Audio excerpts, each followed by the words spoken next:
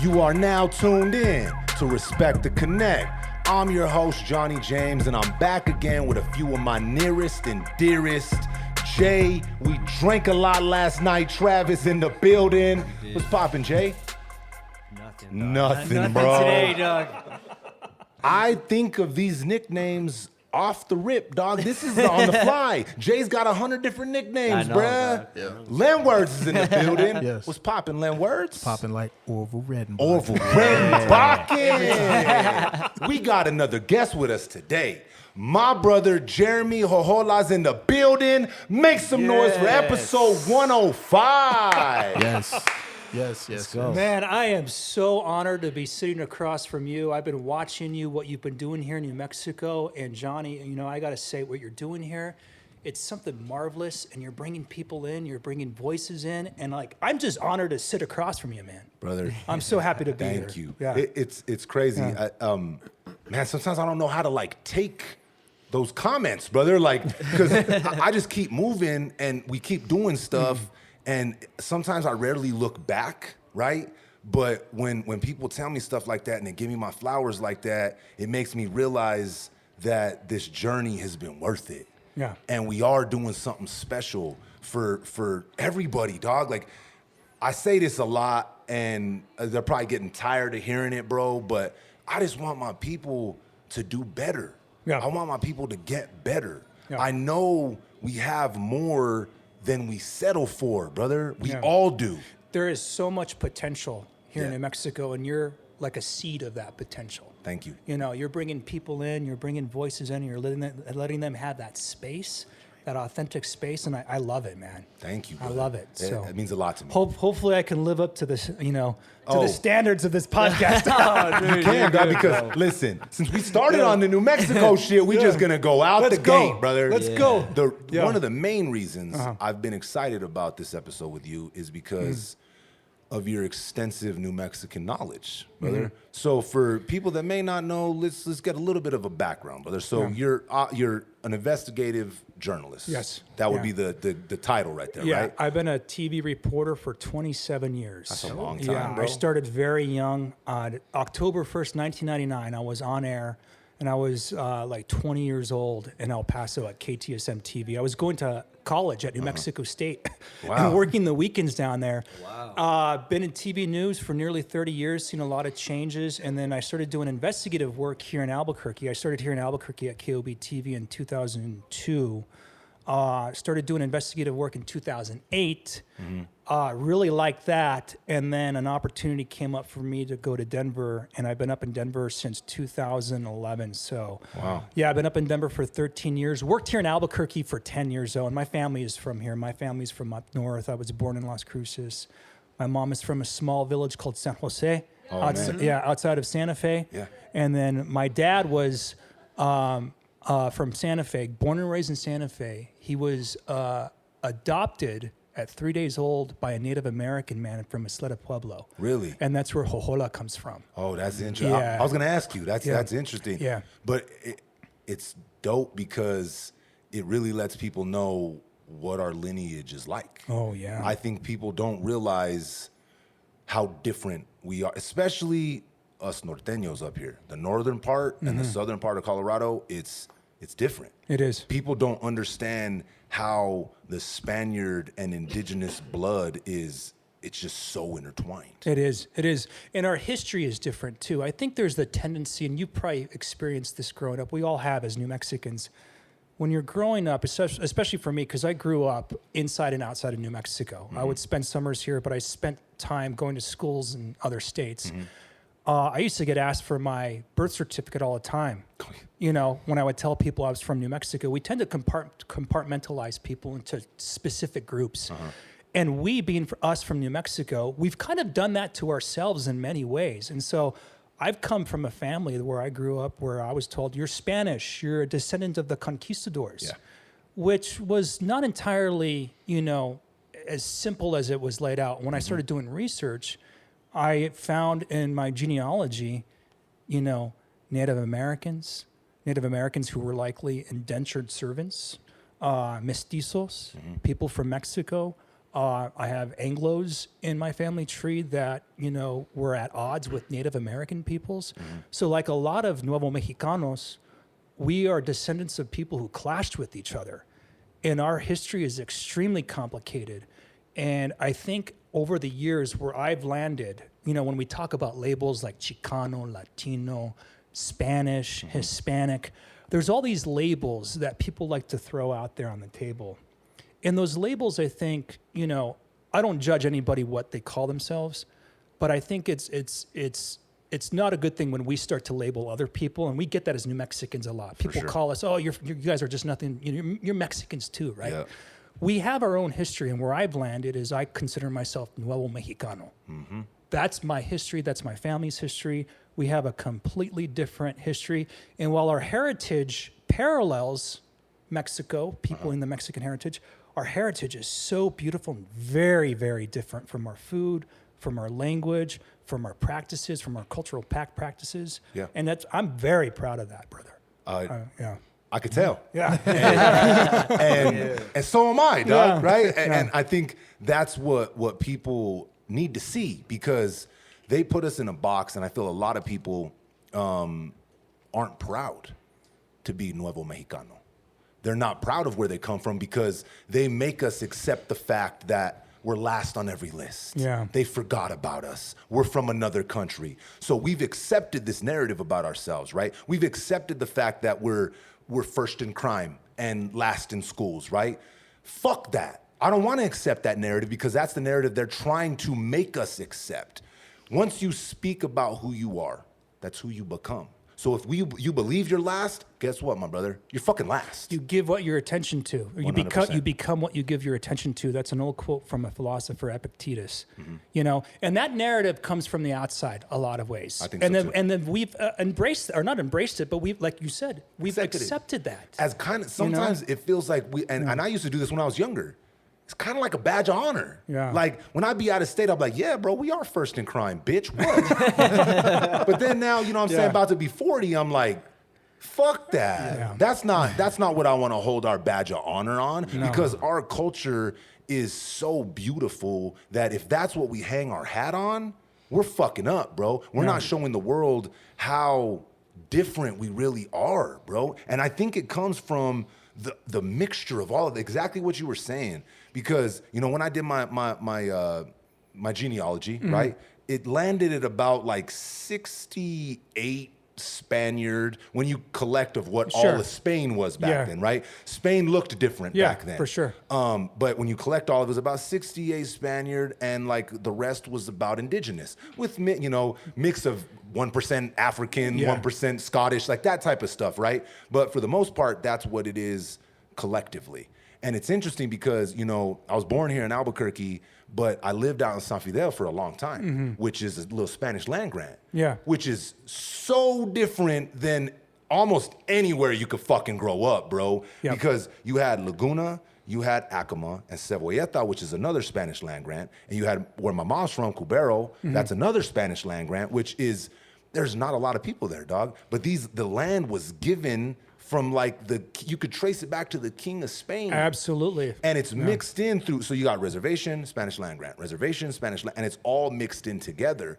So when I was going to school and I'd get on the bus, I was the only mestizo, Nuevo Mexicano, Chicano, Latino, whatever you want to use. I just don't use Chicano X, bro. Get the fuck out of here with that Chicano X shit. I don't like that Latinx either. I don't like, that's the Latinx. Yeah. Damn, they're going to try and make a Chicano X now. But they are using Chicano X too. Get the fuck out of here, bro. Leave that alone. I don't judge people who choose to use it and label themselves, but if you start putting that label on me, that's where I get What is the Chicano or the Latinx? Latinx? I've heard it, but what does that mean? What I've read about it is, it started years ago, many, many years ago, and I think it primarily became from academic circles. Yep. And it was applied to, and I think the intent was, and I may be wrong here, the intent was, to remove the gender of the Spanish language when you're talking about someone, their identities. So like we're in an age where people use different, pronouns to identify. And then I think that was the intent behind it. But they've done studies where when companies and businesses and people, when they're using Latinx, it's actually become a term that turns off people. NPR came out with a report a few years ago where a vast majority of Spanish speakers do not like that term. Yeah. Yeah. No. They don't like it. It's interesting to me how much I used to try and just use the word Latino, right? Because I felt like it painted it with a broad brush. Yeah. But I feel like just using the term Latino, again, kind of does a little bit of a disservice to your exact lineage, Yeah. right? Because if I was Cubano, right, that's still Latino, but I'm taking away from my Cuban-specific lineage. Yeah. So it's so hidden and discombobulated. I know we're all connected because Spain said, we're taking over the world, dog. And as you look back, they really might have, bro, because they mixed with everybody. Well, I mean, if you look back in 1598 with Oñate and the settlers that came up here, I mean, a lot of the folks that came up with Oñate in 1598, they were not pure blood Spanish. No. They were mestizos. They were indigenous peoples, and they came up here and mixed, you know? And it's sad, you know, what happened in the 1900s where there was this push, you know, especially up north, to really erase that side of our history, to suppress it, because it was embarrassing for families to be, you know, have a lineage that connected to Native Americans, to indigenous peoples, because they were seen as less than. That's fucked They up. were at the bottom of the social ladder. And many of our ancestors were indentured servants. There was a stat, I remember I did a story for 9 News a couple of years ago. There was a stat I remember hearing, I might get it wrong, but I'll probably get into the ballpark. At one point in New Mexico's history, a third of the people that were here in the state, at one point, I think it was in the late 1700s, a third of the people here were indentured servants, Native American servants, under the Spanish. Yeah. And how long ago was that, you said? I How many think years? it was, and I may be wrong, I'll have to go back and look it up. I think it was in the late 1700s. And I crazy. think I remember I included that in my report, but a phenomenal, I mean, it's fair to say a phenomenal amount of people that were here in New Mexico in that time. They were mixed, but they enslaved a lot of indigenous people who were detribalized, you know, stolen, you know, from their families, ripped apart from their families, traded, sold, you know. Yeah. That's a hidden slavery that you never were taught in school. That's a hidden part of the state's history here. Our history is bloody and dark a lot. It is. It's filled with a lot of fighting.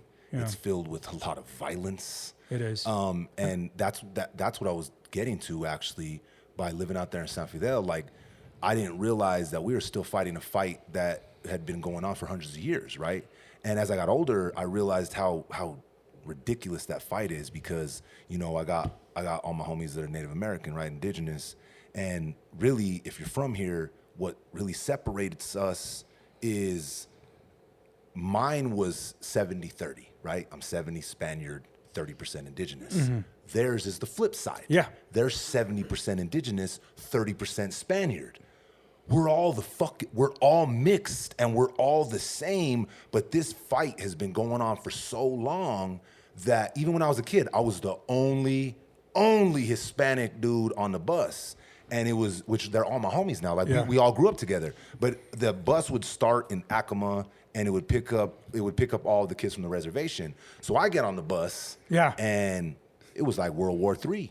Like, I didn't even realize that was something that was being, like, that was a fight I had to fight, right? So my first day on the bus, I'm excited, bro. It's like kindergarten, and I'm like super excited because I'm getting on the bus. We're going to Grants, and I'm like, let's go. And I get on the bus, and I get back home, and my mom's like, she's making food, and she's like, mijo, how was your day? And she's not really paying attention. I'm like, Mom, it was amazing. I made all kinds of friends. They even gave me a nickname. And she's like, oh, mijo, that's nice. What's your nickname? I was like, Mom, everybody on the bus kept calling me Spick.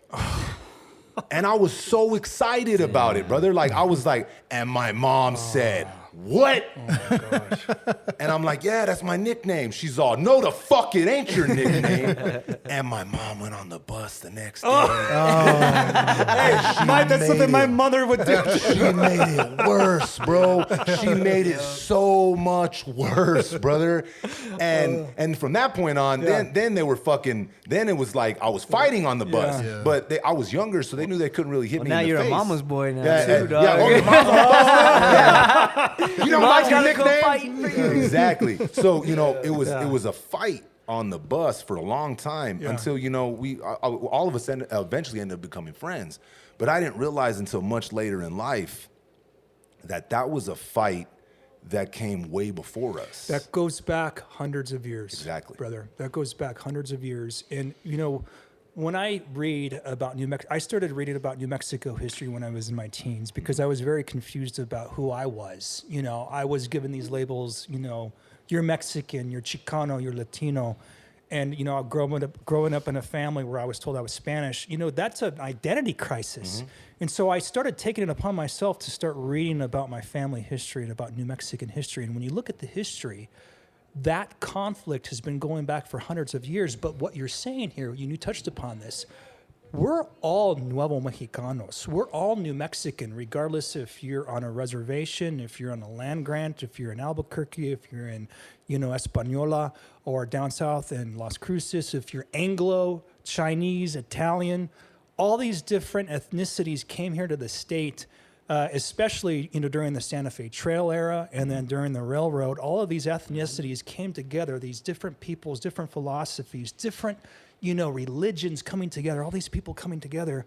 And they're today's New Mexicans. That's who we are. Mm-hmm. And there's still that generational trauma, I think, that exists. There's still that conflict that happens. But the way I like to look at it is that we're all New Mexican. That's why I bought this shirt. Yeah. Nuevo Mexicano since birth. I like it. Because it finally reflects, this is the identity that for me means a lot to me. And it means that if you have ancestral ties to this land, this is who I am, this is who you are. And when I talk about the land, for me, when I come back here to New Mexico to visit, I almost feel like I have a blood relationship with the earth, with the land. When I go back to my ancestors' land up north and I see the mountains and I see the Sangre de Cristos and I see the Pecos River and I smell the water and taste the water out there from the well water, it's almost this spiritual connection that I have to the earth. And I think us Nuevo Mexicanos who have ancestors who were so tied to the land, we feel that in our blood. We do. Have that in our DNA. Motherfucker, I just got chills, dog. Yeah, and it's an abstract feeling that you cannot convey into words. You know it when you're from here. For sure. You know it when you're from here. And even if you weren't born and raised here, but you have ancestral ties, I think you even feel it. I know. If you have connections here, because people do. People talk about that all the time. I have New Mexico, like up there in Denver where I live now, there's so many people who have ancestors from New Mexico up there. There's a ton. And they all have these stories about how their ancestors came up from northern New Mexico and went to go farm in Colorado. It's a beautiful thing, man. And it's so good to sit with you, Johnny, and talk about this because this is history that they didn't teach in school. Yeah. Mm-hmm. This was history that was embarrassing, that was suppressed by our ancestors because it was shameful to be part Native American and part Indigenous. And what you're doing here, allowing spaces for people to share their pride and who they are and get away from that crime narrative and get away from that whole label that, it's just New Mexico is just bottom at number, we're at the bottom of education and crime. We are so much more than that as a people. 100%. We are so much. I mean, look, Chef Marie, you had on that. Oh, yeah, she's great. On your podcast, you have people, we're colorful people, we're passionate people. And we're so passionate because of our history. I know. And I think we also have this identity crisis in our own heads because we've been confused growing up. I agree. But now that we're able to talk about it and confront our past and accept that past and accept the past not through a lens of today's moral standards, because what people did back then was atrocious and bad, but they also did things back then to survive. And you can't apply today's ethical standards to people back then. What they did was atrocious back then, some of our ancestors, but there was also our ancestors who were oppressed, and what they did to survive was assimilate. A lot of the Spanish people, like in my mom's family, you know, my grandparents all had Spanish last names or Spanish first names, Adolfo, Luisa, you know, Guadalupe. And then all of a sudden in the 1950s, the names started changing in my family from like Walter, Lucy, Gloria, Linda. All of a sudden they got Anglo first names, and that's because the people in New Mexico at the time, they had to assimilate because they didn't want their kids to be ostracized with Spanish names. With their Spanish names. And that history was pushed away because it was embarrassing. Like you said, it was embarrassing to be New Mexican. Yeah. It was embarrassing to be brown, you know. And I feel so sad that happened. And now I'm trying to bring that back. I'm trying to reconnect and bring that back because that's who we are as a people, and we cannot deny that. And what it is, it's beautiful, though. I agree. It's so beautiful. It's important. You know? We can't lose that. And we're on the verge. We're a couple generations away. If we don't do something from losing it. And I'm glad you brought that up because that same thing happened because, you know, so my last names, right, my family, my lineage, on my dad's side is Maestas and Bustamante, right? On my mom's side, it's Salazar and Valdez. Well, we're the fucking founding fathers, bro. Like those were the people that were like, if you're looking at it and you look at the names, bro, there's a list and those are high up on that motherfucker, right? But what happened was it's interesting, and I've noticed this through just my research and learning about how things went. So like the Bustamante and Maestra side from Belen, Belen had a railroad. It was right next to the freeway too, right? So you had a main in and out exports. There's people coming in and all the time. My mom's side, Cabero, it's one road in and it's one road out. There ain't no railroad. Cops won't even go in that motherfucker, right? So what ended up happening out there in Belen was the reason that my grandma and my grandpa never really passed us down Spanish, because they didn't really pass it down to my dad or my uncle either. Because what would happen out there in Belen is the teachers would discipline. Let's use discipline. That's a nice word. They would discipline the fuck out of them for speaking Spanish. So they started feeling like it was a bad thing, and they didn't want to get in trouble for speaking how they spoke at home. So they started, we got to learn English. Like, oh, okay, well, we can't speak Spanish. So no, my name can't be that. It can't sound like that. We got to change it, because if we're Anglo, we're Caucasian, or we have names like Betty, then we're accepted. We're with the higher ups. They're gonna look at us like we're equals, right? And then you can get into the schools and get the jobs, because who's doing the hiring? 100%. And then you're not gonna get disciplined, right? Like fuck. How's your Spanish, Johnny? Oh, it's fucking atrocious. It's so broken and atrocious. Like I can like understand a lot of it, bro. But then if someone puts me on a spot and they want to like converse, I'm like, I don't know how to use my hands. That's how I grew up, man. I when I would spend the summers with my grandparents in San Jose, I'd pick it up and I'd pick up these phrases. And I one thing I can say is that when I hear New Mexico Spanish, I can understand a lot of it. But I know it. Like for example, I was at the grocery store in Denver a couple of years ago, and I'm walking through the grocery store up there. And I'm on this one aisle, and I hear this old man with his daughter, and he's complaining about the price of like soup cans in Spanish. And he's speaking. I was like, this guy's from New Mexico. The way he's like, his accent is, his words that he's using. And I walk over there, and sure enough, he was from Santa Fe. I went to go introduce myself, and I was like, man. But when you hear it, it's you distinct. Know it. You know. It's and for me, when I hear it, it's like a warm blanket for me when I hear it, because it reminds me of who I am and my people. You know, and when you look at the language, when you look at the New Mexico Spanish dialect, and it's a legitimate dialect. The dialect is a mix of old Spanish words from Spain when they came over here on boats. Correct. And then it's also a mix of indigenous words from Mexico. And then also there's words that are Tiwa words from pueblos that are part of the Spanish, like the word cunques. Cunques means cornmeal in Tiwa, cornmeal, But a lot of the old timers, the norteños, the Spanish people up north, they use cuncas to describe coffee grounds because it's like almost like cornmeal, right? That's It's wild, like bro. it's like crumbs, right?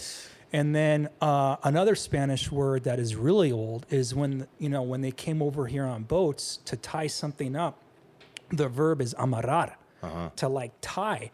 And people up north still use that to tie your shoes. They don't use that verb anywhere else. I mean, they might use it outside of New Mexico, but there's a lot of people when we try to assert our history here in New Mexico, like when I did a story on the Spanish dialect for 9 News, I had a lot of people from Mexico make fun of how we say it. Of how we say it. Oh, yeah. Or they try to dismiss our history. They say, oh, you guys are just Mexicans. You guys are just, you're part of us. That's the same dialect that we have in South Texas and South You're part of us, but you're no Salvo versions. Yeah, exactly. But Yeah. I push back against that because I say no.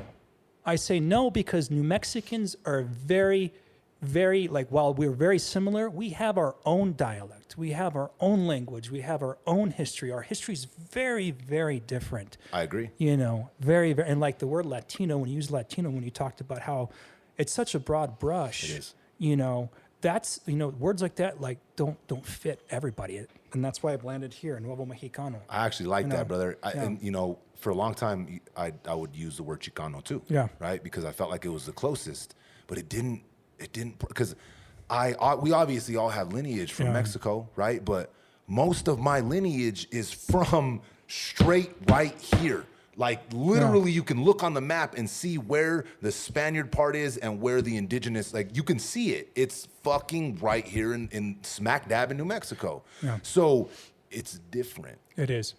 Like you said earlier, we're mestizo. Like people forget our pueblo brothers and sisters. It's such a part of it. Like it's integrated into all of it. And it's interesting because I didn't really think about it until we had Dr. Bo Hightower on, and he started talking about it. And he's like, the reason that it's been conserved up here up north is because whenever you had some Spanish, you had some indigenous, and even some of the Jewish people that were down there. The Sephardic Jewish, all the crypto Jews took off. Yeah. Whenever it was wilding out down there in Mexico, they said, let's get the fuck out of here. Yeah. They made their way up north, and they ended up in southern Colorado and northern New Mexico. That's why our dialect in places is still completely intact, because some of these little towns, they're hidden from everything.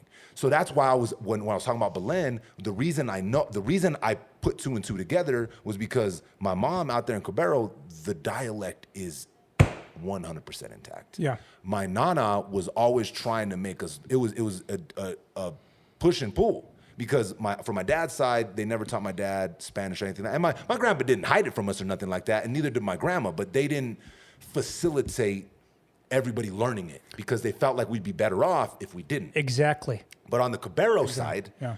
no railroad. It's literally one road in, dog, and one road out. Yeah. You blink, you miss it. It's tucked away in the mountain, bro. So it was able to stay there, and it was able to thrive, Yeah. right? It was able to not lose its inflection. It was able to not lose its words. Like my tata Kiko out there in Cobero, who's a penitente. Oh, yeah, the penitentes, yeah. They did all that stuff, bro. Like I remember hearing about, like we'd go over there for like Easter, and like so the church is right there, and then they would carry the cross up to the cemetery, which is right up the street.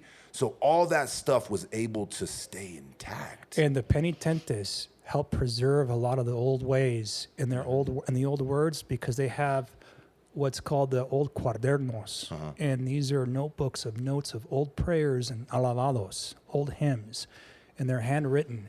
And these books help preserve those old words. That's wild. The penitentes, I love talking about them because that is uniquely New Mexican. Yes. And what they did, and I think this is why, and I don't want to go off too many topics because my brain is going 1,000 miles per hour when I talk about this. Mine too. Let's keep going. Let's go off on a million. But the penitentes, they help preserve New Mexican belief systems and cultures, and they are credited for doing that, because the reason the penitentes surfaced was because when Mexico declared independence and the United States then eventually came in and took this part of the country as part of the United States, a lot of the priests left these churches in these small communities, and a lot of the people felt abandoned.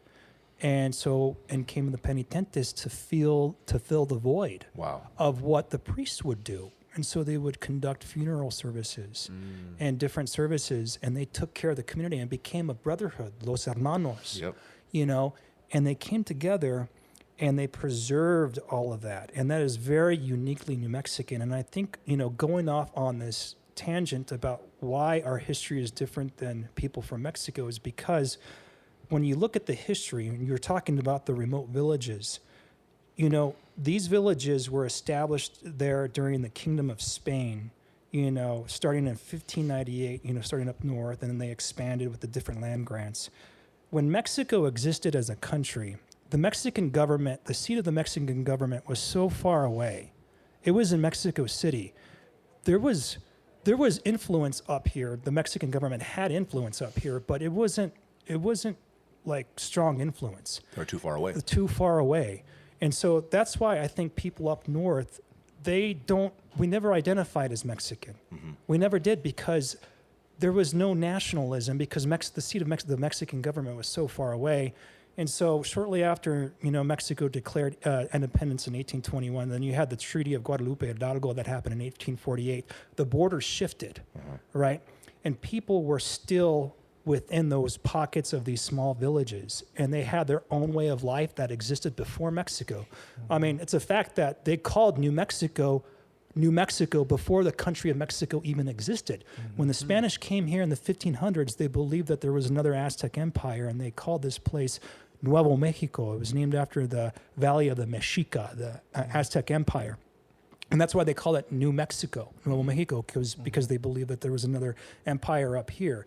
So our history here is kind of really removed from Mexican history in many different ways. It's very intertwined, but that's why we have our own history. And when you try to assert that and you try to establish that, you get a lot of people from Mexico or who I identify as Mexican pushback. Oh, yeah. And they make fun of us and they scoff at us and they scoff at us. And for me, scoff all you want. I know who I am. I've done my research. I've done my family lineage. I've learned my history, and I love it, and it's beautiful.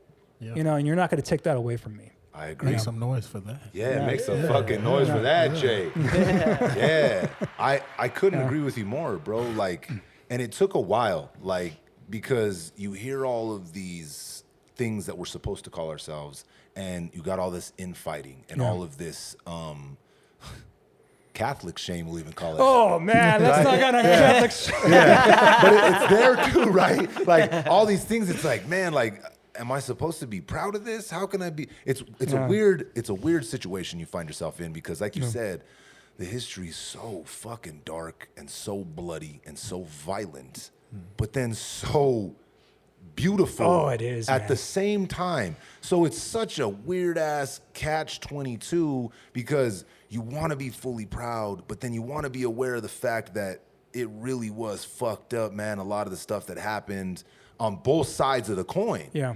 So it feels like a lot of us won't scream it from the mountaintops like we want to because we know it's beautiful. We know what we have is different, but a lot of people I notice aren't as proud as I would like them to be. Yeah.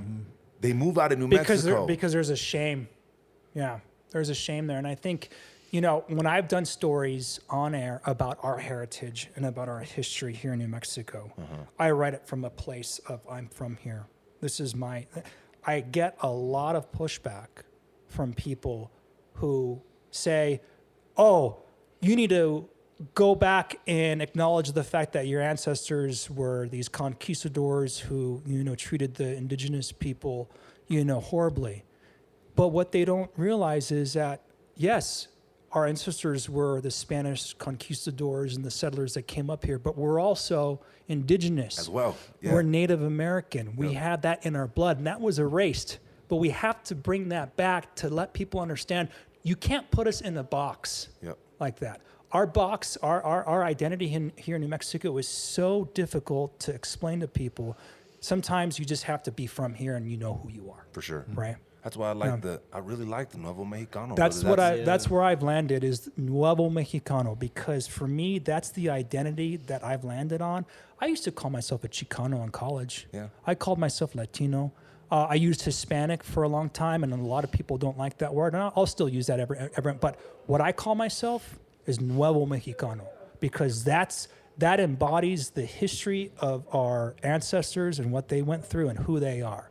And it's not brown or white. It's a mix of all of it. And I think we should start right now. They need to put that shit on applications, dog. Instead of other, right underneath other, it needs to say Nuevo Mexicano. Because we're different, bro. And it's wild, bro, because of the different dialect, the different words. It's funny to watch people argue about it, like the fucking never-ending argument of faralitos, Luminarias.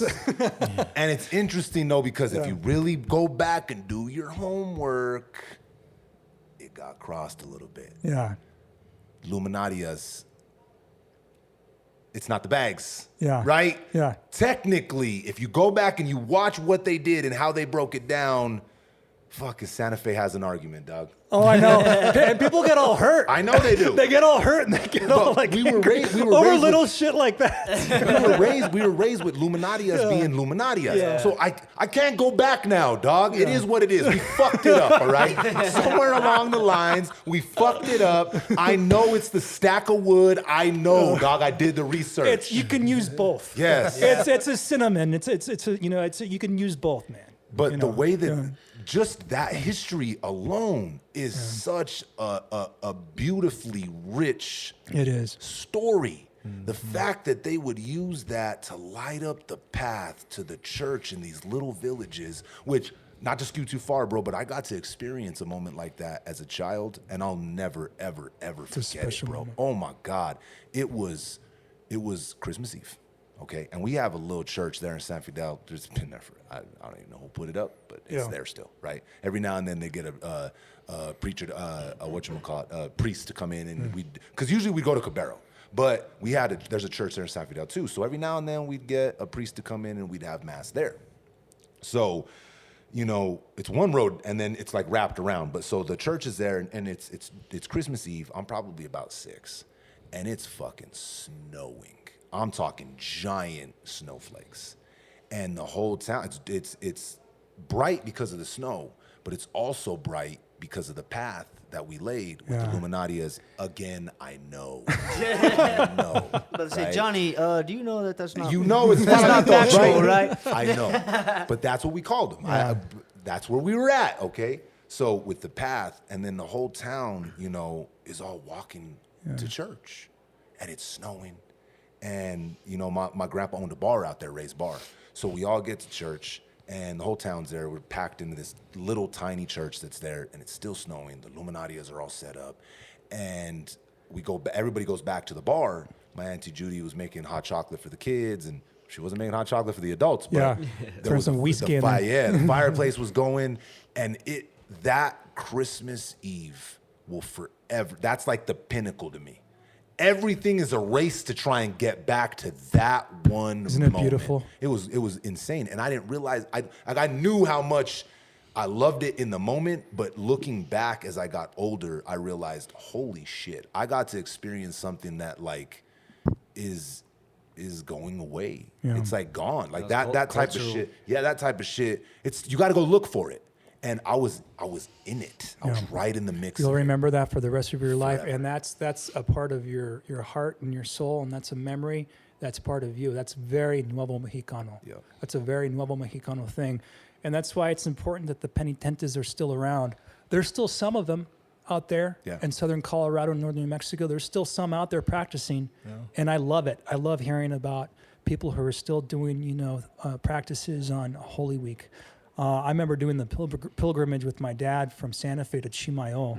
And when I drive down and I see the pilgrims on the road, for me it touches my heart, because those are people that have been doing that for hundreds of years, and those are our people.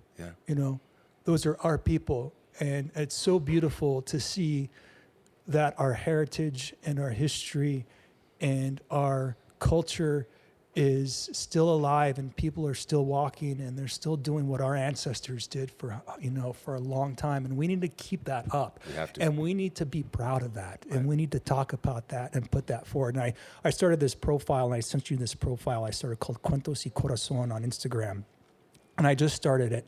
And So go follow, motherfucker. and it means stories and heart. Yeah. And what I'm doing, I'm sharing these very brief, 1 minute, 2 minute, maybe 3 minute videos of our heritage, because that's where people are these days. They're on Instagram, they're on TikTok, they're online. And I want to be there, and I want to share what I've learned because I'm proud of it. Yeah, oh yeah. We have to be proud of who we are as Nuevo Mexicanos, as New Mexicans. We have to be proud. We have to get away from this crime narrative that the state is bad, it's economically depressed. You're gonna have all these issues. We have to be more proud. I'm so proud of this state. I'm so proud of New Mexico, and I'm so proud of Albuquerque. Every time I come back to Albuquerque and I see this city growing and prospering in areas, I'm so proud of this city. This city has a lot to be proud of. Oh, I agree. I couldn't agree more. Agree more. And I think you're in a unique position because of your obvious love for who you are and where you're from, our state. But your media background gives you the ability to tell stories that they didn't let us see in school. Yeah. I've learned so much about our history. I mean, what the fuck was I taking New Mexican history in school for? Yeah. They didn't teach us shit.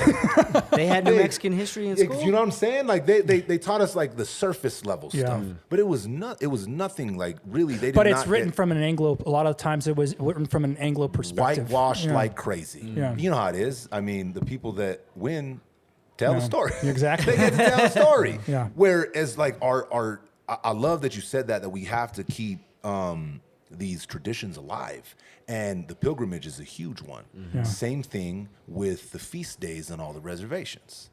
So I've said this before, since I was so close to Acoma and the reservation, that's a part of my history 100%. We would be there all the time. When I try and explain to somebody from out of state like what a feast day is or like what the throw is, they're like, so they're on the roof, they're just throwing food? I'm like, no, they're not just on the roof. Like, you got to understand, bro. Like, and that goes back again to show how intertwined our Spanish and indigenous roots are together. It's so fucking combined because you're on the reservation and they're celebrating Catholicism, realistically. Yes. That's what the feast days are all about, these saints and stuff.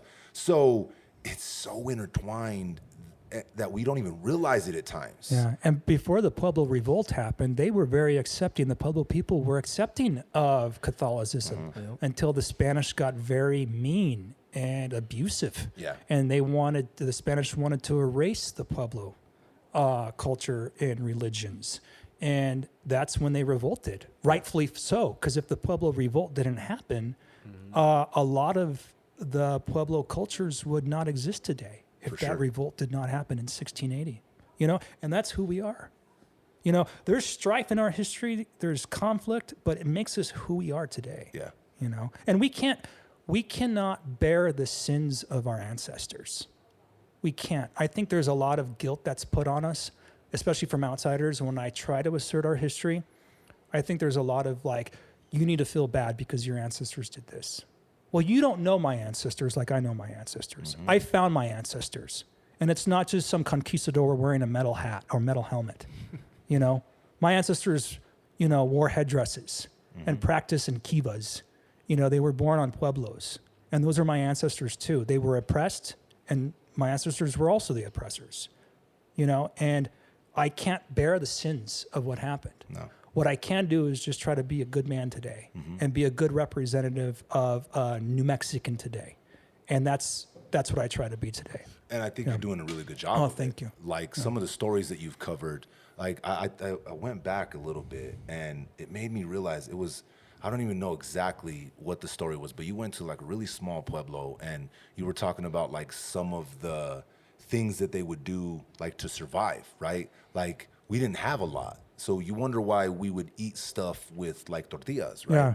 Well, it's because the Spaniard didn't give them utensils, so we had to figure out how we gonna eat this shit. Okay, let's just fucking use a tortilla. We wrap it up. Boom. That's how we eat the chili. Yeah. I think that's still ingrained in us to this day. Like, absolutely. We are the culture of fuck it, we're gonna make it happen regardless. Yeah. You got what I like, and Chef Marie was talking about it. Okay, cool. You got beans? Fuck, I got chili. What's up? Let's come together and make this happen. Our culture is so steeped in that. It's okay, we might not have the exact tools that we need, but I promise you, we're gonna make it happen. Yeah. Yeah. And, you know, I think we come from resilient stock of people, you know, who came here in many of our ancestors came here in 1598. Many of our ancestors were already here. They were indigenous. And the fact that they were able to survive in this remote land for so long, away from seats of government that were far away, they became what's called vecinos, neighbors. That was a term that a lot of people used back in those days, especially in the land grant where my mom is from, the San Miguel del Vado land grant. That was a term that people used, vecinos. That means neighbors. And everybody relied on each other. You don't have that today anymore. No, You know? it's going away. You know, everybody's so, you know, disconnected in society. And that's why I love seeing the pilgrimages and the penitentes still doing their practices. And I love going to the small villages up north and still seeing them there. And they're still surviving. I know. There's still churches up there, and there's still people. There's still, you know, the abuelitos up there are still going to mass. They're still walking to mass, still doing it. For sure. Yeah. When my nana passed away, it's like we all broke. Like everybody got her santos. Like Yeah. she didn't matter where she moved from house to house to house. The first things to go with her was the santos, bro. And she had this big Virgen, bro. Like I don't know who got it, but man, that thing went with her. When I was a kid, it used to scare me because it was big, and you know that's how we were raised. Like there was not a little. There was a lot of fear. Yeah. Catholicism, the fear and the guilt Oh, is it's just like guilt, ingrained, yeah. bro. Like it's just they get you right away, bro. Yeah, I know. Be afraid and guilty. I didn't give up anything for Lent this year. I'm like, oh gosh, I'm gonna be in trouble.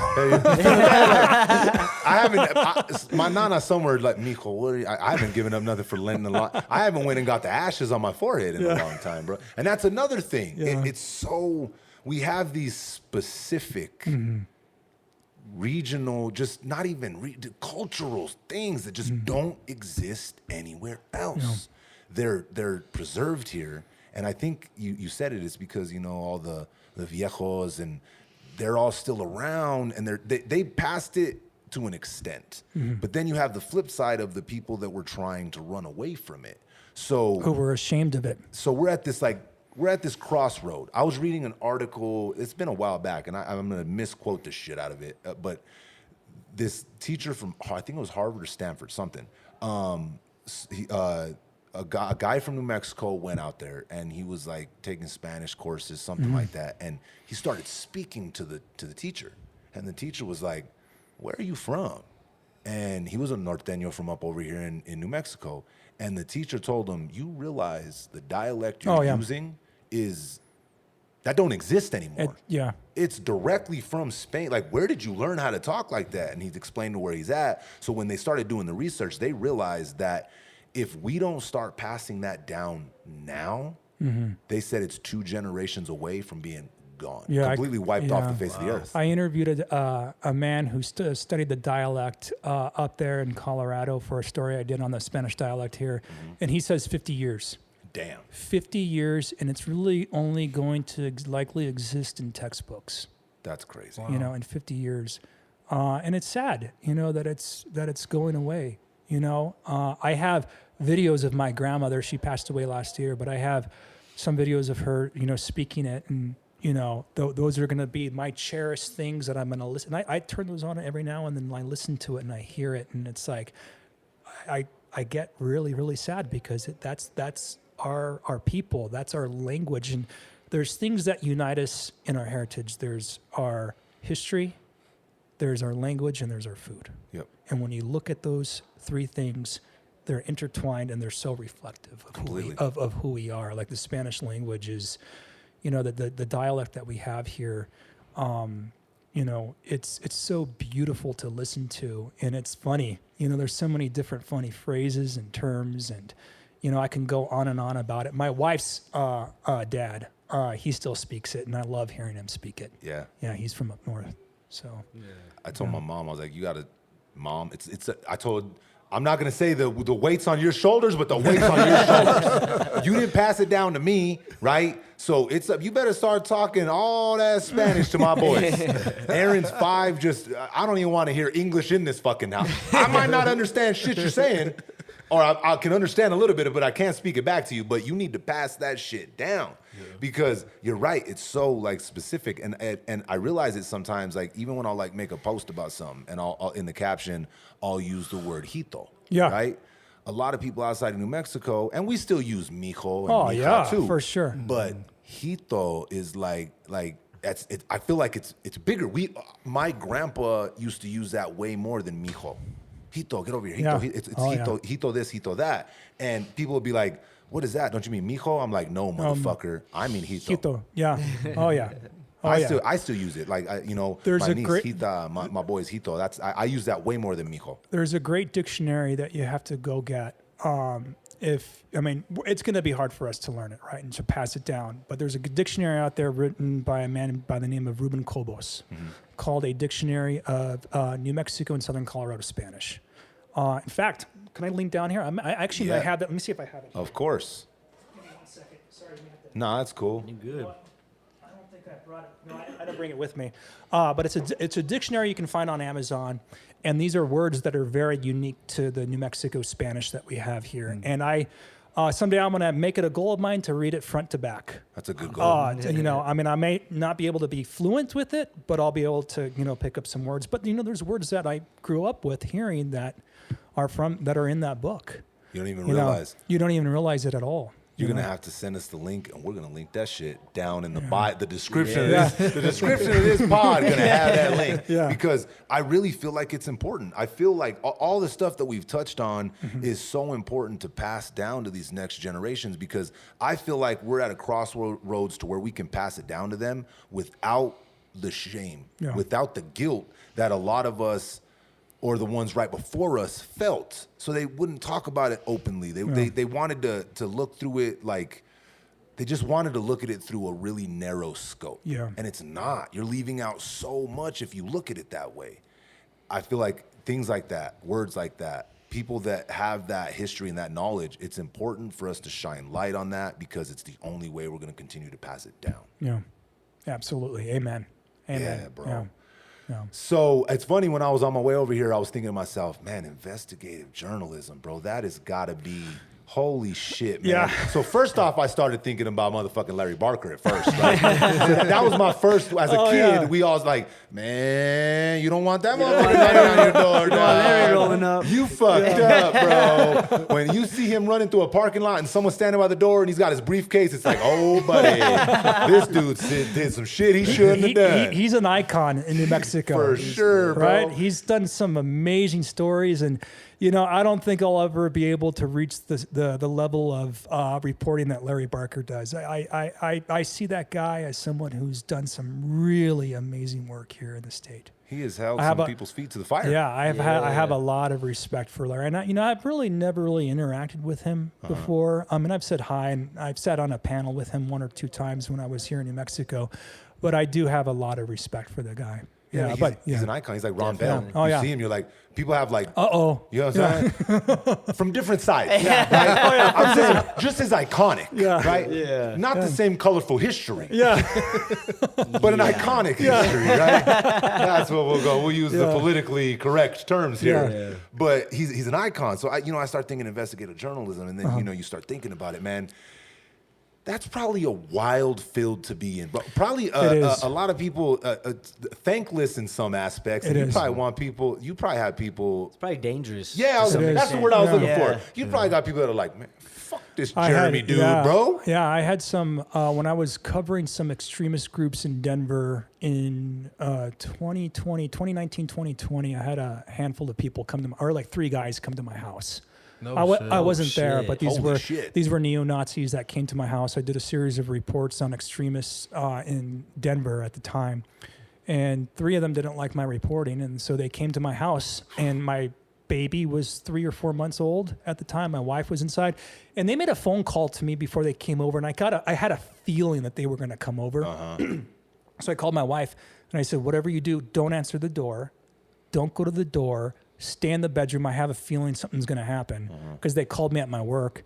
And sure enough, about 3 minutes later, they showed up at my front door. And then I ended up getting a restraining order against those guys because the stuff that they were saying online was pretty wild. So I ended up getting a permanent restraining order against those guys a few years ago. Holy shit. But now, I'm at the time of my career. I've done a lot of investigative reporting.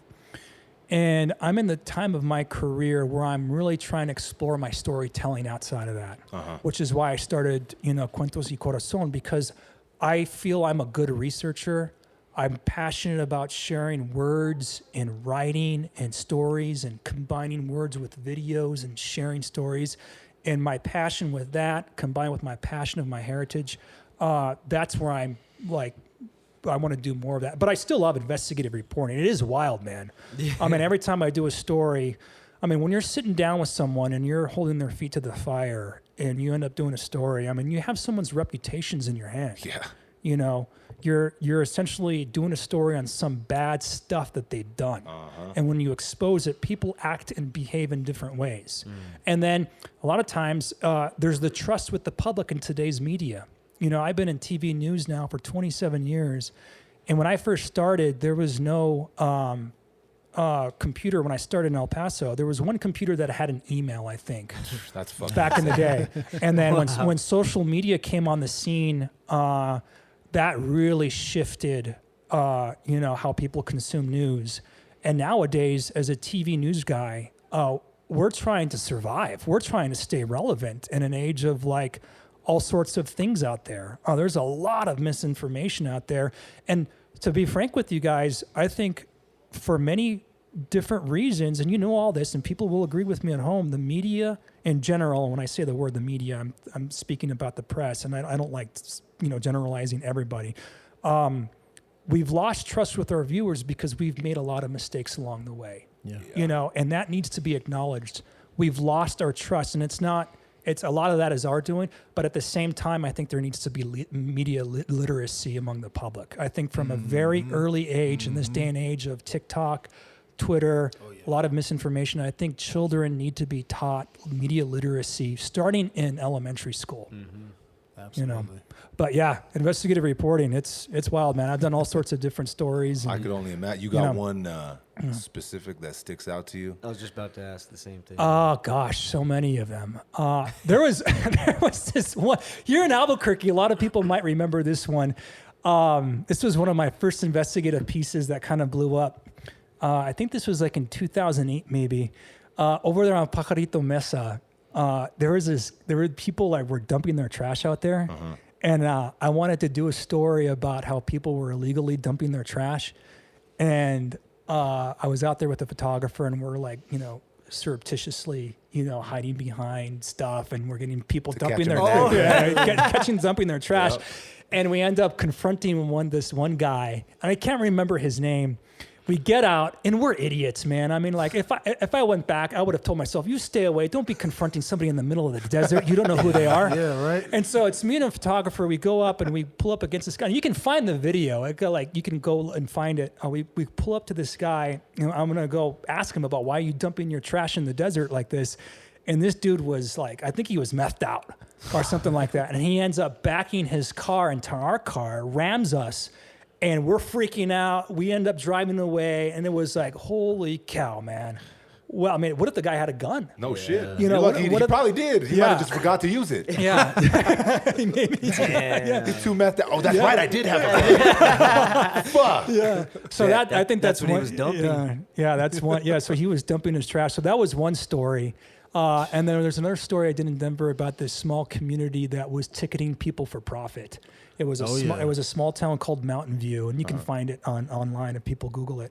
There's a town in there in the Denver area called Mountain View, and what these cops are doing, and they still do this to this day, they ticket people for cracks in their windshield. Oh yeah. Or if they hang something on their rearview mirror. Stupid. And if you drive through the town, you don't even know you're driving through the town. Yeah. If you drive through the town, the cops will hide out there, and if they see you with the crack, I've driven through there. I know exactly what you're talking about. Yeah, and then they'll give you a ticket. And so I investigated that town, and I found out that the money that they made was just enough to pay the police. Holy shit. Yeah. And so I went to the Holy town shit. council. And what was funny, and this is why this story sticks out, and if you Google it, you might be able to find the story.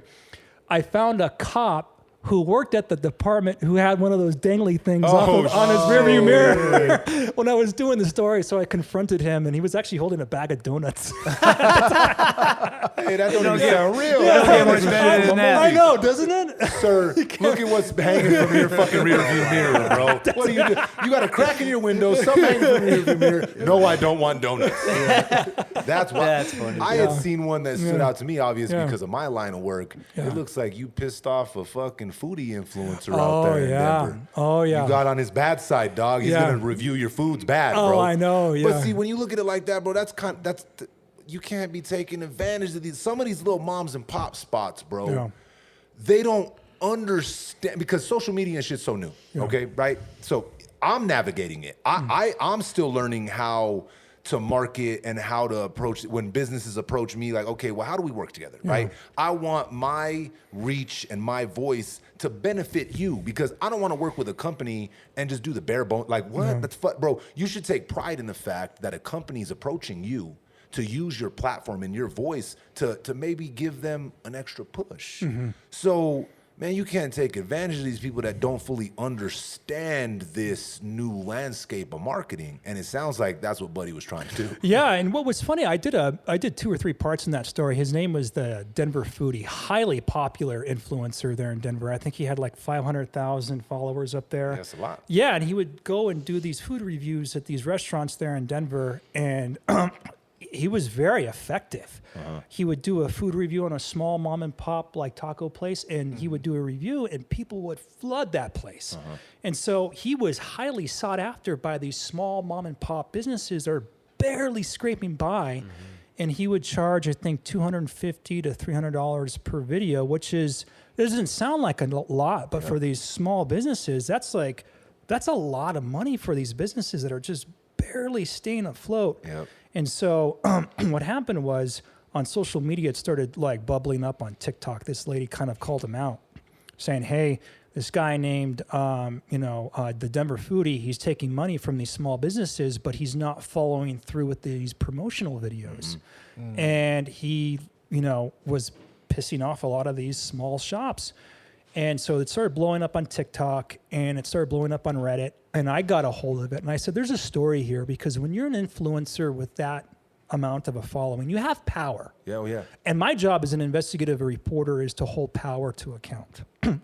Not only, politicians, but also people who have tremendous amount of power.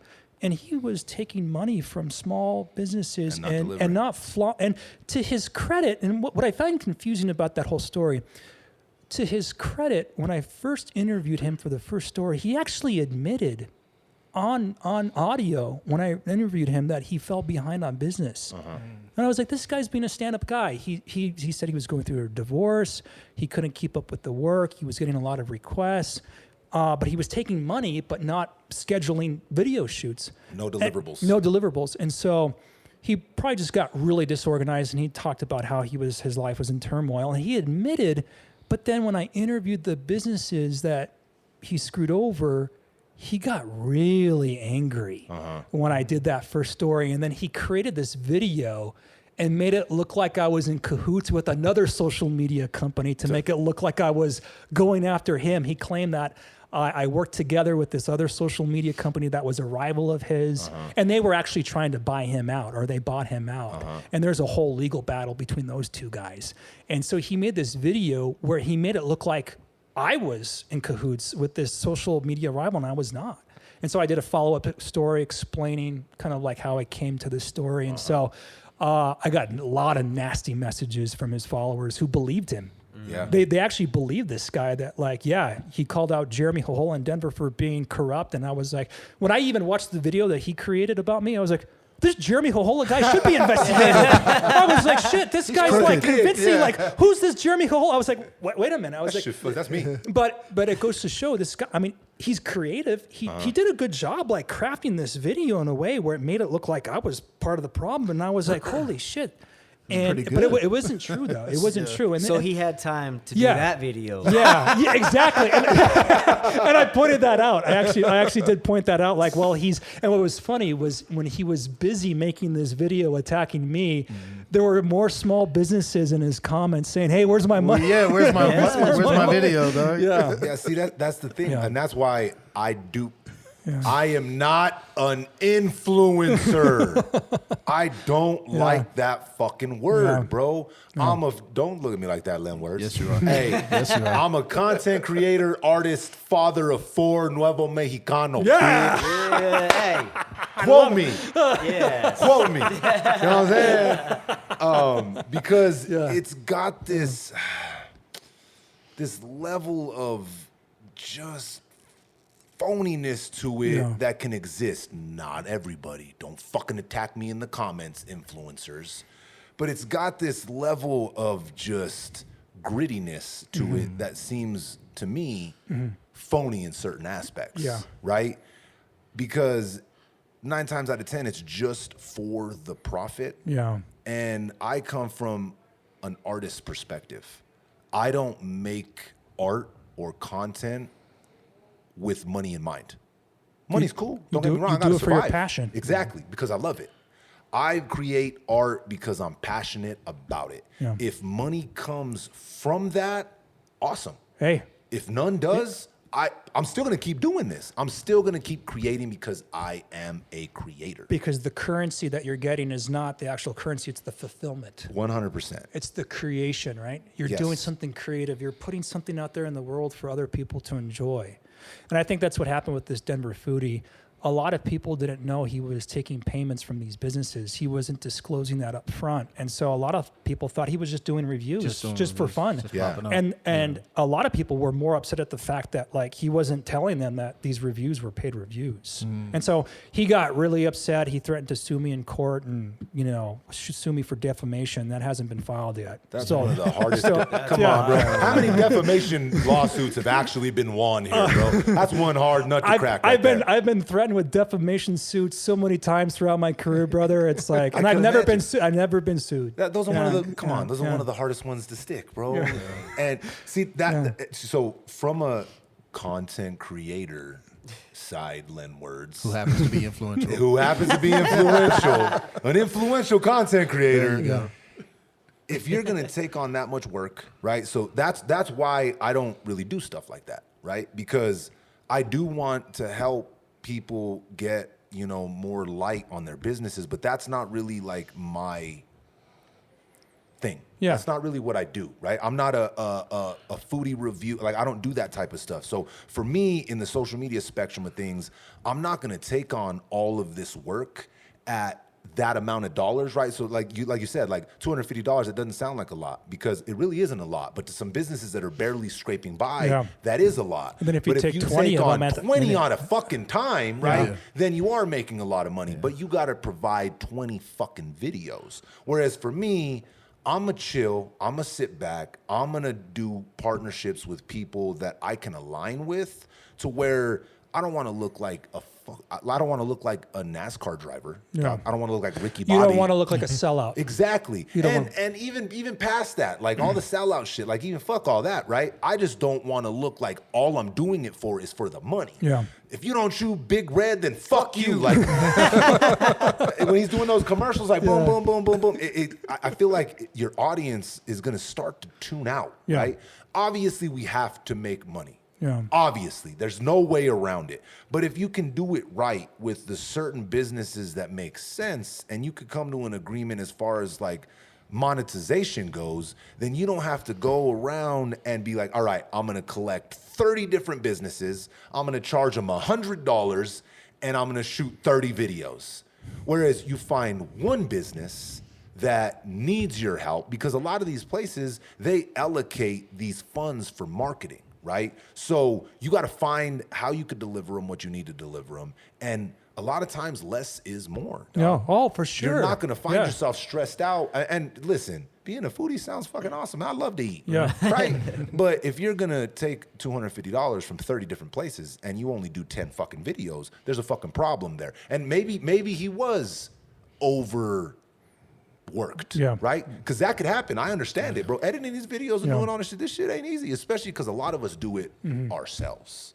So I couldn't even imagine having to fucking shoot fucking 40 goddamn foodie reviews at $250. Because by the time you get to the last fucking one, guess what?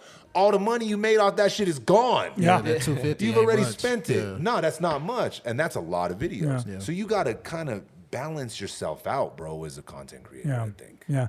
I was happy after I did that story. He actually started paying people back. See? And that's the goal of investigative journalism, is to not, be sensational and do some, for me, I don't like that word sensationalism. I try to stay away from that. The goal of investigative journalism is to highlight a problem before the public that needs to be fixed, a systemic issue, or someone who is abusing their power. And then if your reporting can compel something to be fixed, that is better than any trophy out there. right. That's even better than any trophy out there, man. For sure. Yeah. I agree. I think that's super important. And it's interesting doubling back to when you were talking about what they call you guys legacy media now. Yeah. That's every podcast, you're like, fucking Yeah. legacy media, which is like, who let the old dudes in the party, Yeah. right? The old guys sitting in the corner. That's why I'm It's bedtime. that's why I'm so honored to be here, because the fact that you are part of a new voice, and I'm actually honored that I'm not dismissed as a legacy media guy like yourself or a mainstream media guy. I feel very thankful for you to recognize my work, Of course. because you're bringing me into your space, and that says a lot about who you are as a person. Man, thank and you, so, bro. And thank you for letting me sit here, because there is a lot of distrust against the mainstream media. There's a lot of distrust because, I've made my mistakes on air, not intentionally. I made my mistakes. We all make mistakes. But there is the intentional parts on other parts of the media, especially the national pundits, the cable shows, that tend to polarize people on purpose for clicks and for attention. And we have a lot of mistrust because of that. I agree. And the fact that I'm here and able to sit down with you and share my perspective in this space I really appreciate that. Well, see, I think for me, conversation's important. Yeah. Right? I want to talk. I want to sit across, not that we have conflicting ideologies or anything like that, but I want to sit across from somebody that maybe I do disagree with, because I want to understand. Like, I want to understand how you've landed here in your thought process and how I'm over here in my thought process. Whereas if you're just trying to push one narrative in one direction, those conversations are almost impossible to have. Yeah. Because you're not going to be able to sit down with somebody that doesn't Listen. see exactly. Yeah. They don't listen. Yeah. And they don't see the world. Like, you can't be scared to talk to somebody that doesn't see the world through your eyes. Because guess what? Maybe you might be a little wrong. You might learn something about yourself in having that conversation with somebody that you didn't realize before. Like, oh shit, well, like Plato's allegory of the cave. Yeah. I didn't realize I was looking at shadows the whole Yeah, damn yeah. time. I should have turned around. There was a whole world back here behind me. Sometimes it takes someone to open your eyes to realize that you're looking at a fucking wall. Yeah. Right? Yeah. So I think it's important, and I agree with you. And I remember when it started happening for me, right? It was right like around like the Bush era, right? And everybody was like, fucking Fox News and fuck CNN. And it was started like this left and right Bloods and Crips battle. Oh, very, yeah. Right? That's a good analogy. Yeah, For it. it was like, I'm on this side. Now fuck that side, I'm on this side. Yeah. And you could really, if you stood back and you stepped and you looked at it from like trying to be objective perspective, you could see that both sides were benefiting from the division. So Right. they're like, okay, well, this is our narrative, so let's go. Yeah, we Let's have go. our people, you have your people. And I think that's what's happening online these days. A lot of the loudest voices out there are being loud and stirring up anger because it makes them money. Oh yeah. There's currency in anger. There's people out there that are hyper-partisan personalities, both on the right and on the left. Yep. Both on the right, on the left, they have their personalities. I'm not going to name any names or anything like that, but we know who they are.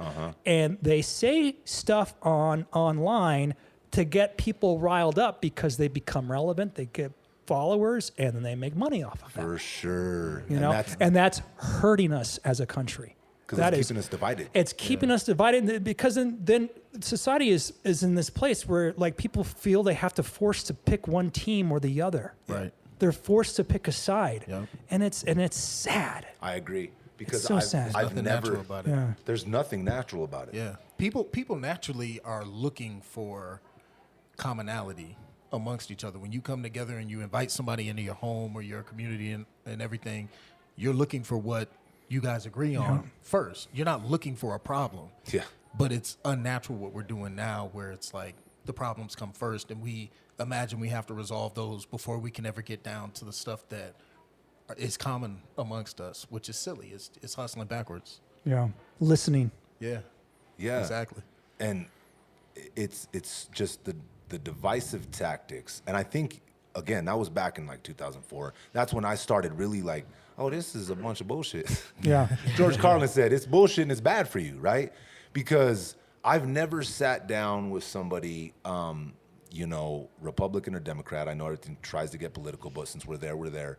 I've never met somebody in my whole life that didn't share some sort of moral compass on both sides, right? I think we have more in common with each other than we have that divides us. I've never seen someone We that was really do. just left Yeah. or just right, like that believed every single piece of that puzzle was just the way they believed. Maybe that person exists. I'm sure they do. In my personal life, I've never met somebody that didn't have certain ideologies from both sides. Yeah. So why the fuck are we fighting? Why? You really mean to tell me there's no fucking middle ground? There's no common ground here? They want to keep us divided and they want to keep us not talking to each other. And like we were saying before, we turned on, not everybody, well, everybody does have a podcast, but not everybody is going to have a podcast. Yeah. But one thing that having a podcast has made me better at is listening. Yeah. Right? My grandpa used to tell me all the time, Hito, you have 2 ears and 1 mouth for a reason. Yeah. So you can listen more and talk less. Yeah. I just thought that was some cool Yoda shit, right? The cool fucking Nuevo Mexicano Yoda fucking gems that my grandpa would drop on me. But it's true. Yeah. You learn a lot more saying less. So having a podcast has even when I'm having conversations outside of this, like I'm realizing when someone's talking, I'm like there more. I'm invested more to what they're saying. Not that I would just sit around waiting for my turn to talk. Yeah. But now, after we've done this, we've exercised this muscle. I can see it in the way that I'm having conversations. That's great. That's great. And like this format allows people to share without it being reduced to a 15-second soundbite. Yeah. And that's I think that's one of the many problems that we've done in the media over the years is we've reduced all these serious, very complicated societal problems into 15-second sound bites. Mm-hmm. And with these short sound bites, you lose context and you lose understanding. Mm-hmm. And that's a problem. Yeah. And that's why, I think, TV news has it needs to look at itself in the mirror because we are getting lapped by people with iPhones online who are going out and doing their own reporting. And these are people who are doing their own journalism, and we are getting lapped by these people. We are getting lapped. And some of these people are horrible, but some of them are really good. Yeah. Yeah. So I watch some of these people that are invested in their communities, local community voices like you who bring voices to the table, who open up these spaces for people to have these very complicated and awkward conversations about identity. And we're not doing that on TV news. No. We're more concerned about the shooting and getting a soundbite with the police department about the shooting and down the corner, and that's bad. Mm-hmm. Yeah. And there's people in my company that are trying to change that, and I'm trying to change that. But we've been doing that for way too long. Yeah. Way too long, and I don't think that's healthy for a community. No. It's not. And then it puts those the shooters. It puts them. It publicizes them. It does. You know what I mean? Well, I've covered my share of mass shootings in Colorado, and I've seen a shift in how we treat mass shooters. We don't put their at least at 9 News where I work, we try not to put their name out there. We try not to put out their mugshot out there. We try to focus more on the victims. Mm-hmm. Yeah, because it turns into a clickbait circus. But that's what they want. Yeah. That's what the shooters want, that want the infamy, attention. because these guys are really nobodies, and they go out and do something because they want to be somebody. Yep. Yeah. And they become somebody when the media makes them somebody, when they're putting their picture and their name and dissecting everything they did. And I'll be the first to admit, I did that shit. Yeah. When the Aurora Theater shooting happened, I put the shooter's name and mugshot. I went out to California. I dissected this life, tried to do a story on how did this guy arrive here. Yeah. And then many years later, I ended up doing a story. And I sat down with some victims' families from that theater, and I sat down with them, and I admitted that what I did was wrong. We shouldn't have put these guys on pedestals back then, and what we did was wrong because we made them into somebody. And I do believe that creates more shooters. There's been studies on that. That creates more mass shooters because they see this in the media and then they want to be somebody like that person did, because they are so angry. And you couple that with the mental health issue, they're going to go do something because they want to have an impact on society. And when they see their mugshot, or when they want that notoriety, and we got to erase that. I agree. Our infatuation with that type of stuff as a society, especially since the Columbine, when it kind of that was like, wow. I go back to remembering that, right? I was in 8th grade and they were showing it live on the news. I remember the image of, I don't know if it was a girl or boy, I don't know who it was, but when they climbed out of the window. Yeah, I remember that image. And the blood was on the wall, right? I'm in school as this is happening. So it seems like after that had happened, like it just that's what started, because there's so much focus on the shooters, right? And then you started having more of those happen. Yep. And then there was more and more and more. Now it's there's still mass shootings that happen every single day in this country. Not on the grand scale like, Aurora or Columbine, but, depending on how you categorize a mass shooting, there's mass shootings that happen in this country every single day. But I think there has been a shift because there is a group out there called the No Notoriety Campaign. Uh-huh. And that's from a family from the Aurora Theater shooting who really pushed back against the press, saying, stop showing the shooter's image. Stop sharing his name. Mm-hmm. Stop making him into somebody. Yep. Focus instead on the victims. And they were right. They were right. It makes sense. They are right. Yeah. We talk about this a lot. And I mean, from a business standpoint, look, I understand it. I do. I understand. Do I agree with it? Yeah. That's two different things. Understanding something and agreeing with something are two completely different things. But I understand it's the news business, right? Yeah. You're in the business of selling news. So what's going to get the most attention? What's going to get people's eyes over there? Unfortunately, we reach the negativity frequency easier as a society. All of us want to look. It's like a train wreck. You can't look away. It's like when you're driving on I-40 and you see a car crash. Exactly. You're going to slow down, you're going to look. Mm-hmm.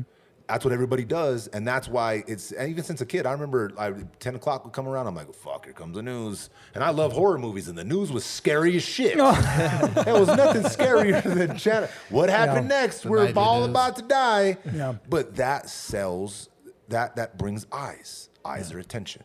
Attention brings ads and so on and so forth. That's how the money's made. So I understand it.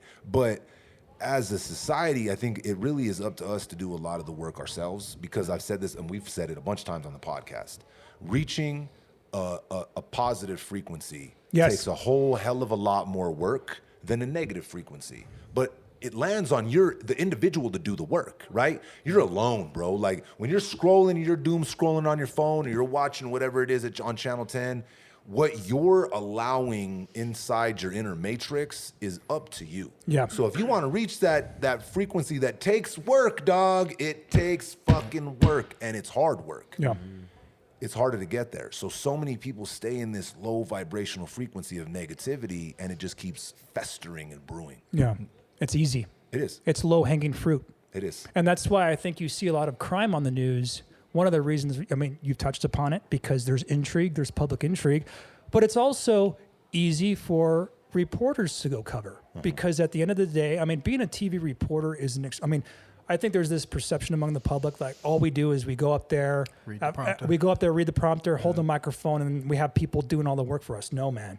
This job is an extremely difficult job because in the morning you have to have a story idea that you set up the prior day, and you have to do research. You have to go do interviews, and then you have to sit down, log the video, transcribe it, write it, be accurate, be fair, get the other side, and then put a story within hours. Yeah, Danielle Yeah. mentioned that too. Yeah, and that do it- she's like and- double, triple fact Yeah, checking in exactly. the morning at Yeah. like 4 a.m. You know? Yeah, and then doing it every day. And what is easy to do when you have that formula, when you're expected as a reporter to be on air at 5 o'clock, when you don't have a story at 9 o'clock, is the shooting of the day. Yeah. Because you're likely going to get something. It's easy. It's what's called low-hanging fruit. And I admit it. I do that, and I don't like doing it. I don't like doing it.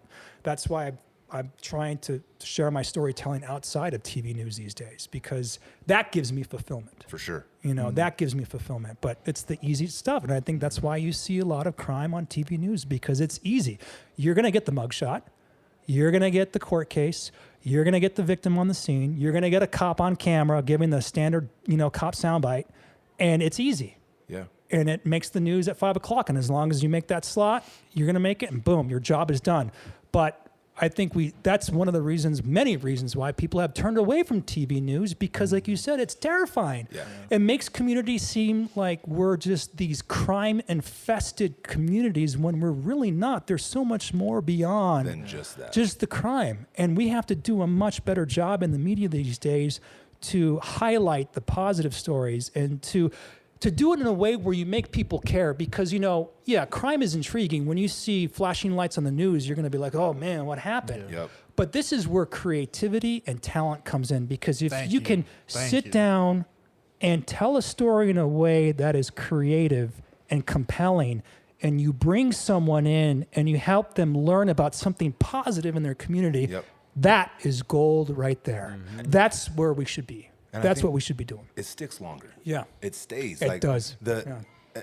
You made me think. I went back to during COVID when we were all in our own little respective corners. My mom, she'd call me every day. Miko, you see the numbers? Miko. I'm like, Mom, for the love of God, turn that shit off. Yeah, that's my mom. Go sit on the porch, get some sun. Yep. Mom, do not. And she was like, so many people just glued to that number ticking. Tick, tick, tick, tick, tick, tick. I'm like, just turn it off. Turn it off. We know. Just turn it off. Bad, but it's bad. yeah. We know what's going on, but you can't fester there, bro, because you can't climb out of it. Yeah. You're stuck there. I don't know what it is about. We haven't evolved past it. I don't know if we ever will, but there's something about that just, again, I'm going to say this. You guys have heard me say this a bunch of times. It's so much easier to believe the negativity. Yeah. Right? I'll put some out there, right? And I'll have 99 comments that say, wow, bro, changed my life. You're such an inspiration. This is fucking amazing. And then one comment says, you're a ugly, stupid motherfucker. All those other 99 comments disappear. I'm like, damn. I said that I'm one a time. ugly, stupid I'm the motherfucker. same way. Johnny, I can identify with that. I am the same way. I see the same things on my comments, and one little thing Fucks it all up. It does, but you have to, I've learned over the years, you have to remove yourself from that, because that says more about someone's need to criticize than you. Exactly. You know. It's all projection, right? That's the way I look at it. That helps me not crash out, because the way I liked it, bro, especially where I come from, this social media shit bullshit. But when someone says some sideways shit, I'm like, oh yeah, bitch. Say it to my face. Fuck you at, bro. Drop the addy. Yeah. I tend to go there right away, bro. But over the years, I've walked myself back, because you do learn.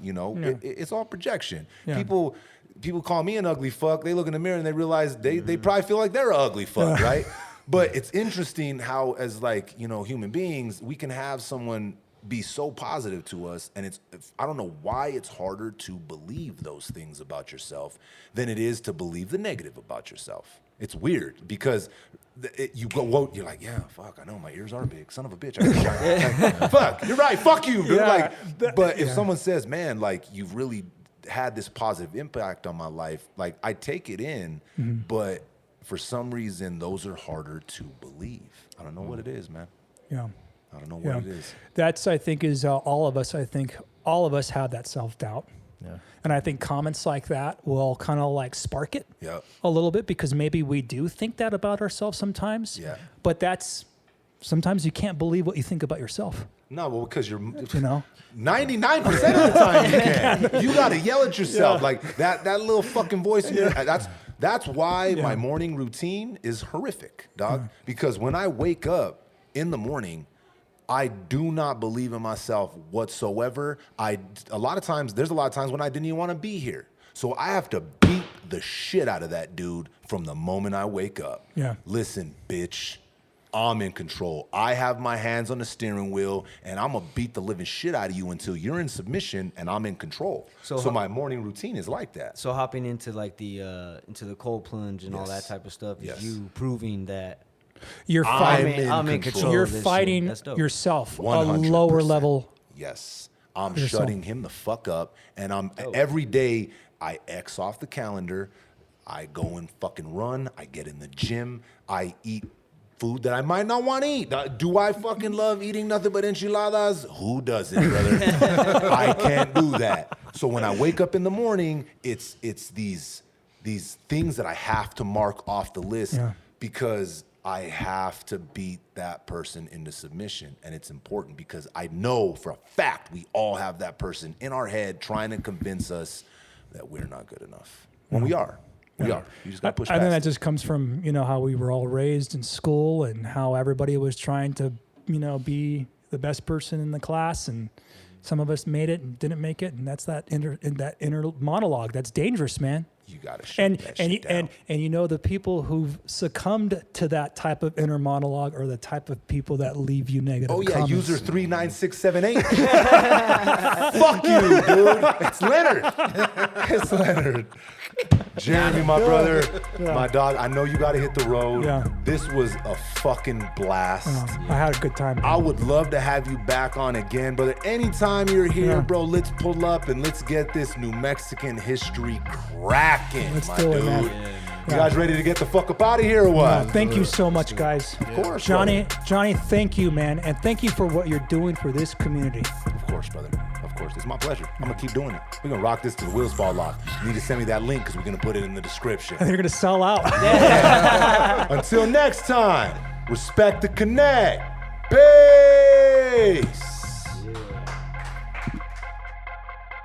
It's kicker than